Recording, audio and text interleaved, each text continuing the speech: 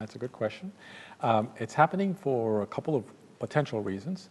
One is that the Federal Reserve System has been keeping low interest rates for a long time to try to counteract the global crisis and its effects on the American economy. But the Fed has recently announced that it's going to be unwinding some of those processes.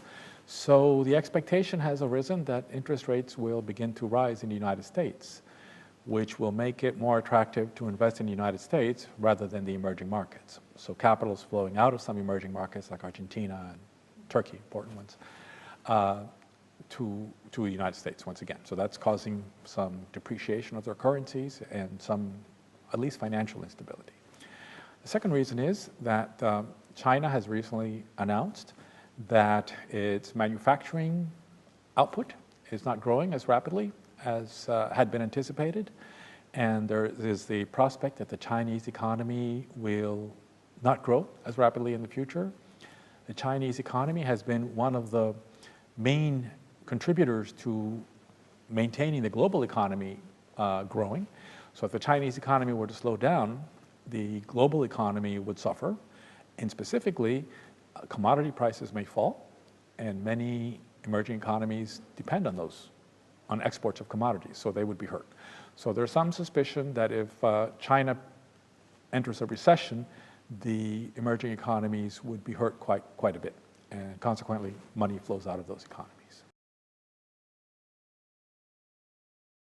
Well, it's hard to tell. I think it's clear that the American economy has been growing fairly rapidly for 2 quarters in a row.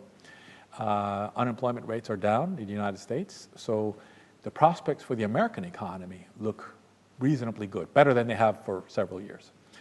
In Europe, at least it's not collapsing at the rate that it was, so it seems to be stabilizing, and there's some prospect that there will be renewed European growth, but it's not very much. So the big uncertainty right now, I think, is China.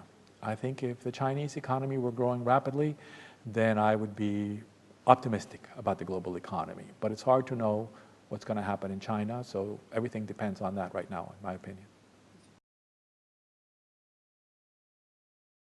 Oh, good. That's a good question.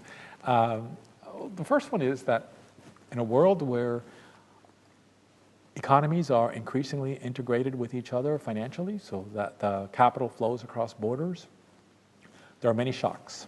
And that in order to avoid going into a crisis, countries have to be prepared to respond to those shocks. So it's certainly very important to be able to have flexible monetary and fiscal policies to cope with those shocks.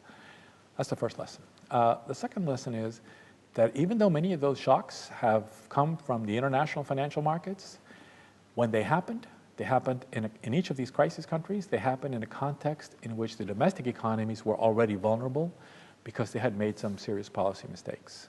So looking at the experiences of those countries, one can learn from them. Hopefully we'll learn from other people's experiences and avoid the same policy mistakes in countries that may be becoming more integrated with international financial markets in the future.